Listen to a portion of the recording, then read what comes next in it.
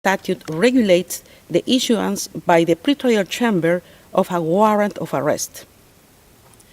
Pursuant Article 58(1)b of the statute, a chamber assesses whether the arrest of a person appears necessary. 1. To prevent a person from not appearing at trial. 2. To prevent a person from obstructing or endangering the investigation or the court proceedings. Or 3. Where applicable, to prevent the person from continuing with the commission of that crime or a related crime which is within the jurisdiction of the court and which arises out of the same circumstances. In accordance with Article 60.2 of the statute, the person subjected to a warrant of arrest under Article 58 of the statute may apply for interim release pending trial. The pretrial chamber's ruling on such an application under Article 60.2 of the statute is provisional in nature, to the extent that it will be periodically reviewed at least every 120 days or at any time following a request by the detained person or the prosecutor, if satisfied that the circumstance so require. The pretrial chamber may modify its initial ruling on detention, pursuant Article 60.3 of the statute and Rule 118.2 of the Rules of Procedure and Evidence. Regarding the first ground of appeal and the question of whether the pretrial chamber erred in law by relying on hypothetical and non-specific risks to find that continued detention is warranted, the appeals chamber recalls that in determining whether the conditions pursuant Article 60.2 of the statute had been met, a chamber must find that detention appears necessary. In this context, the appeals chamber observes that a determination shall be made concerning the possibility and not the inevitability that one of the events listed in Article 58(1)b of the statute will occur, and that it is the responsibility of the relevant chamber to weigh the evidence before it pursuant to the relevant standard.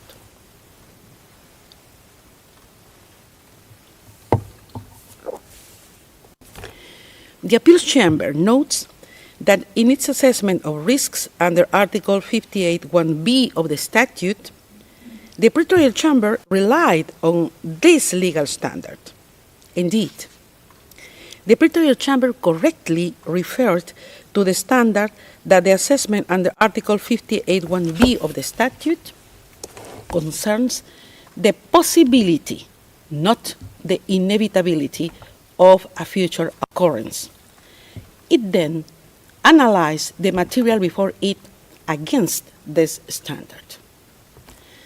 Accordingly, the defense has failed to demonstrate that the pretrial chamber misapprehended the legal standard relevant to the assessment of risks under Article 58(1)b of the statute. With regard to the pretrial chamber's assessment and weighing of evidence in assessing risks pursuant Article 58(1)b, subparagraph 2 of the statute, the appeals chamber notes that the pretrial chamber made reference to 5 documents, including media articles, publications of non-governmental organizations, and a book which, in its view, indicated that Mr. Duterte's inclination to interfere with investigation against him. In relation to the first document, a media article, the appeals chamber finds that it was not unreasonable for the pretrial chamber to rely on this document for its finding. Whilst this document does not mention Mr. Duterte himself as being directly involved in briefing individuals, it does not refer to statements of close, it does refer to statements of close associates, including one where individuals would have been told to remain loyal. In any event, the appeals chamber observes that Mr. Duterte's alleged involvement in briefing individuals is but one of the factors that the pretrial chamber took into account to support its conclusions on Mr. Duterte's inclination to interfere with investigations against him. In relation to the other 4 documents, a book, 2 publications of non-governmental organizations, and a press article, the appeals chamber recalls that there does not exist in the applicable law of the court any impediment to use of newspapers, articles, or other public or open sources for the purposes of assessing the requirement under Article 58(1) of the statute. Nor is there any requirement that such material be corroborated. Noting this, the appeals chamber considers that it is possible to discern how the pretrial chamber reached its conclusion on Mr. Duterte's alleged involvement in the threatening and taking of retaliatory actions against individuals opposed to him. In any event, the appeals chamber observes that this is only one of the factors that the pretrial chamber took into account to support its conclusion on Mr. Duterte's inclination to interfere with investigations against him, and more generally on the risk of Mr. Duterte obstructing or endangering the investigations or the court proceedings.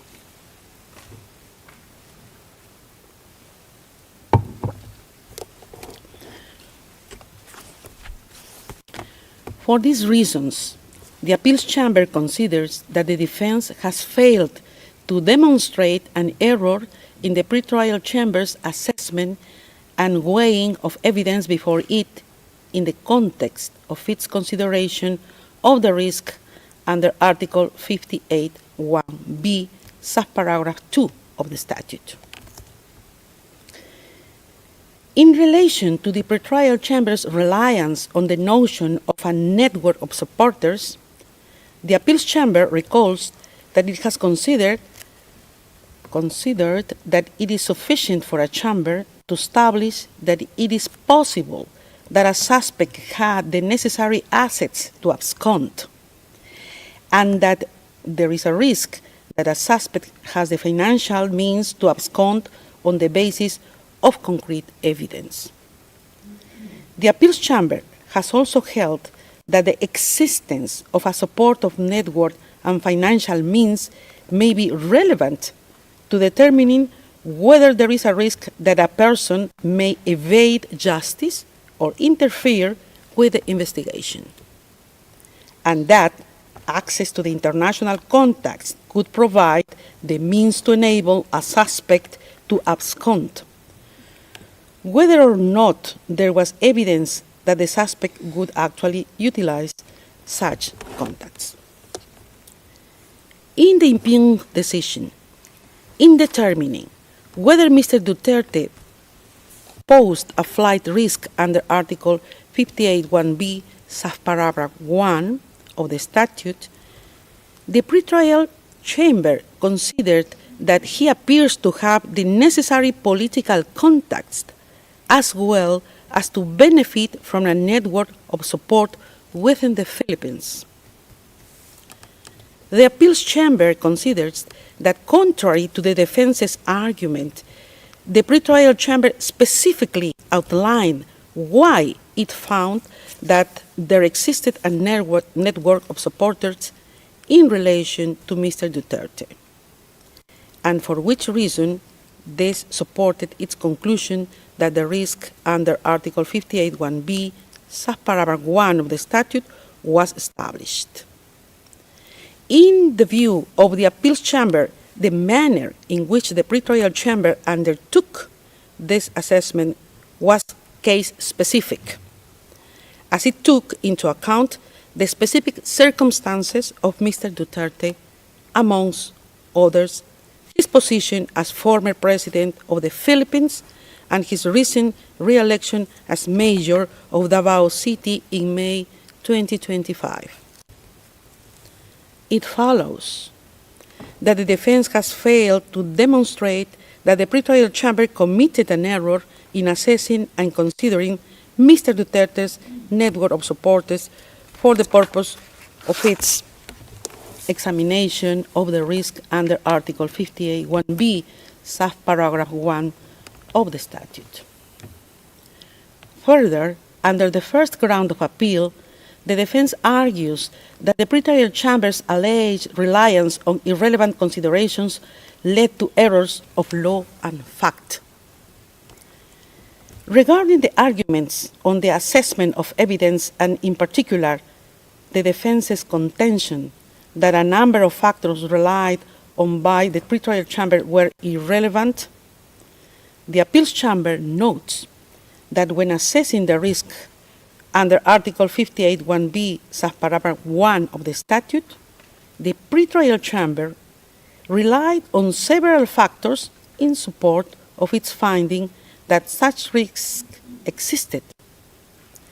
It relied on a statement by Mr. Duterte, statements by others, Mr. Duterte's position as a former president of the Philippines and his recent re-election as mayor of Davao City, as well as the matter of the gravity of the alleged crimes and concomitant sentence in case of conviction.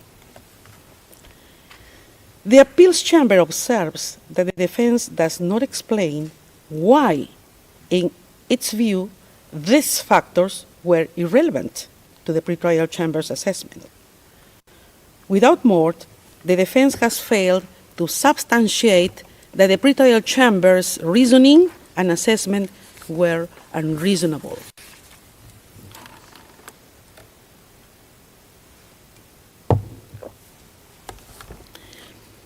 In the same vein, the defense fails to demonstrate that the pretrial chamber's reliance on Mr. Duterte's re-election as mayor of Davao City in its assessment of the risks under Article 58(1)(b), subparagraph 3 of the statute was unreasonable.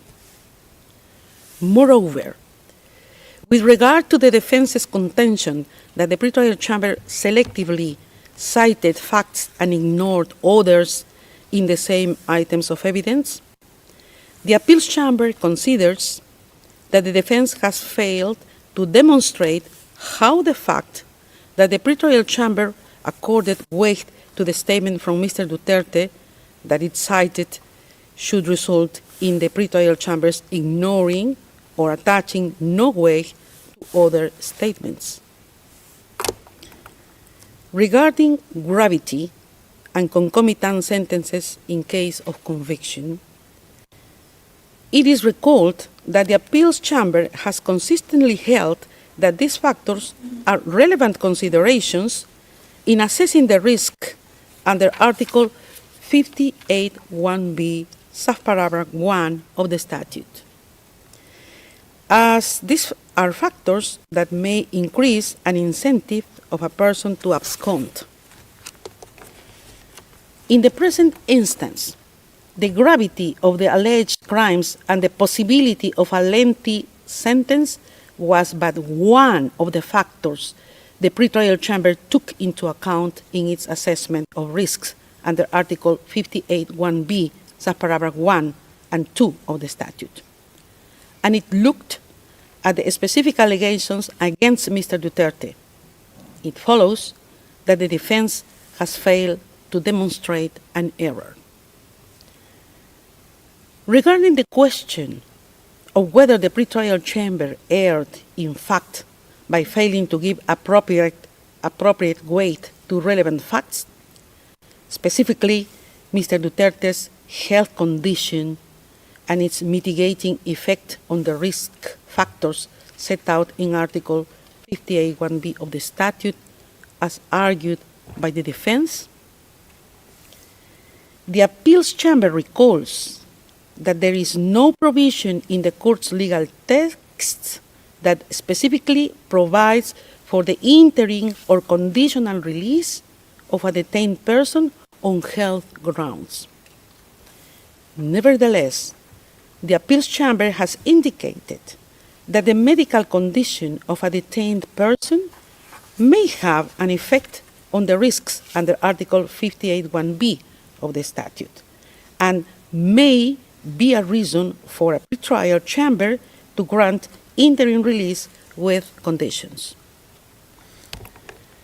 The appeals chamber considers that such a determination is necessarily case-specific. Contrary to the defense's assertion, nowhere did the pretrial chamber suggest that it was precluded from assessing the information about Mr. Duterte's health within the context of its assessment under Article 60.2 of the statute. Rather, it noted the reports placed before it and considered that they were unable to affect its finding on risks under Article 58(1)(b) of the statute. The defense has failed to show that the pretrial chamber's approach was unreasonable. For these reasons, having rejected the defense's argument under this ground of appeal, the first ground of appeal is rejected.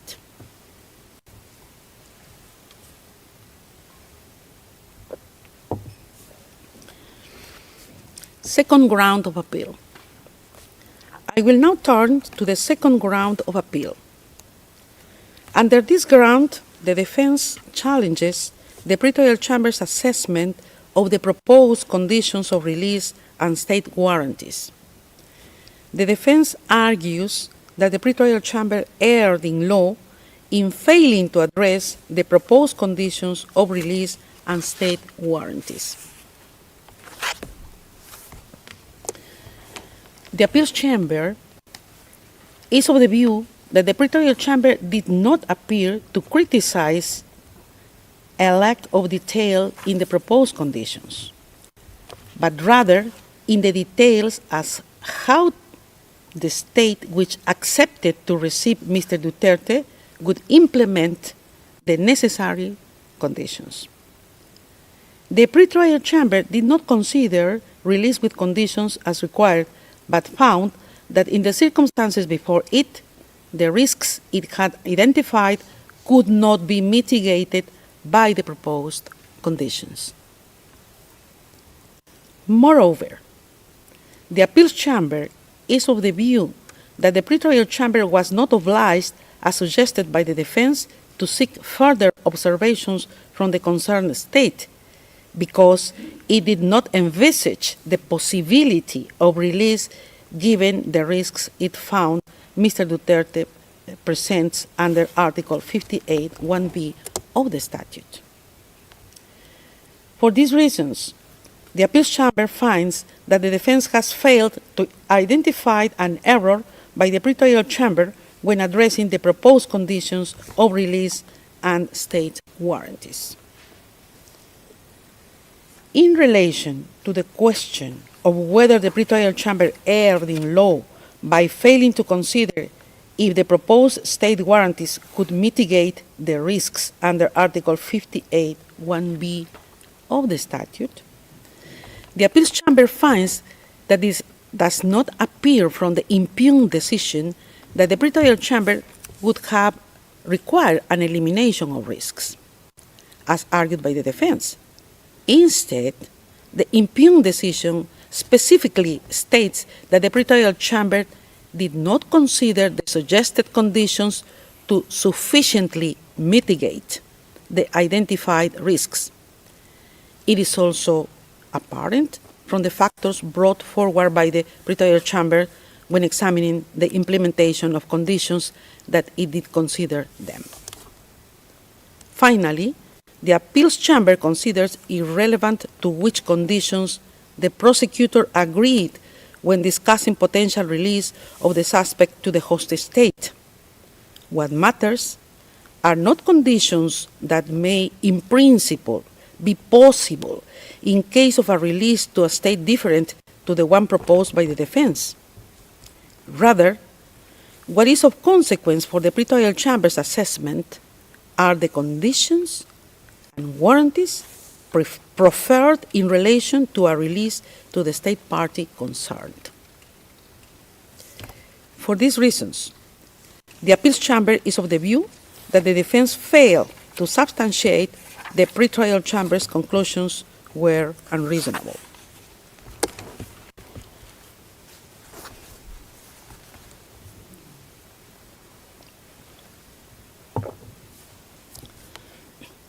Regarding the defense's contention that the pretrial chamber erred in fact and law by taking into account irrelevant considerations in respect to the state warranties, the appeals chamber considers that the pretrial chamber's finding mainly related to the implementation and enforcement of the proposed conditions.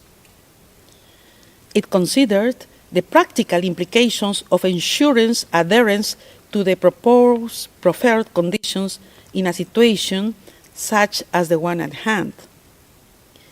It did so against the backdrop of having found that all three risks under Article 58(1)(b) of the statute were established.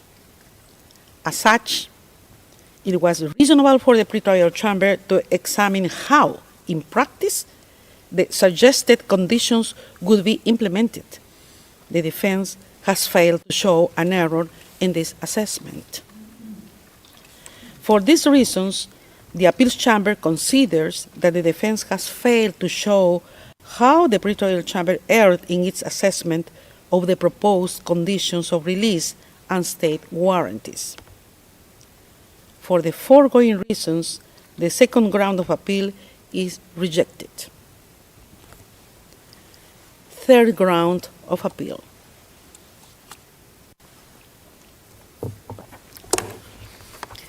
Regarding the third ground of appeal, within which the defense argues that the pretrial chamber erred in not considering humanitarian grounds either as independent consideration or mitigating factor in assessing interim release, the appeals chamber considers that the pretrial chamber did not refuse to address the question of interim release on humanitarian grounds.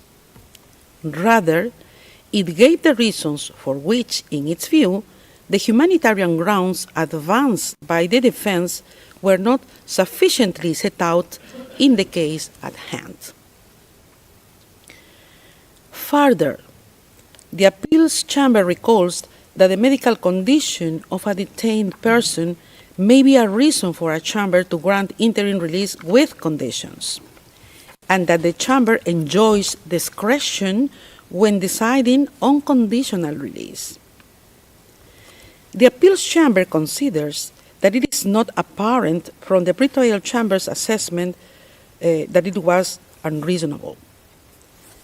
The pretrial chamber found the existence of risks under Article 58(1)(b) of the statute, which were not mitigated by Mr. Duterte's purported condition, and also could not be mitigated by any condition imposed upon release.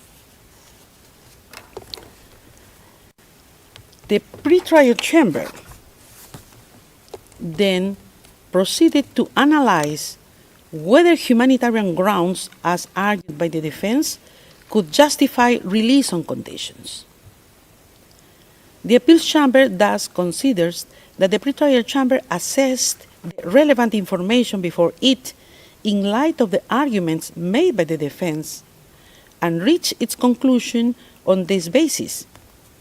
It follows that the defense has failed to demonstrate that the pretrial chamber's assessment was unreasonable. Accordingly, the appeals chamber finds that the defense has failed to show that the pretrial chamber erred in its assessment.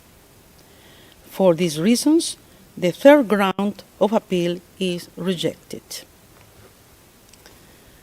finally, the appeals chamber notes that the pretrial chamber reached its conclusions in relation to the risks enumerated in Article 58(1)(b) of the statute on the basis of a comprehensive assessment of the information before it. In the present case, having rejected the 3 grounds of appeal presented by the defense in the appeal brief, the appeals chambers unanimously confirms the impugned decision. This brings us to the end of the summary of the appeals chamber's judgment. The judgment will be notified to the parties and participants after the hearing. Translations of the summary will also be available in due course. I would like to thank the court reporters, interpreters, and other registry staff for their valuable assistance today in holding this hearing. The hearing is adjourned. All rise. We will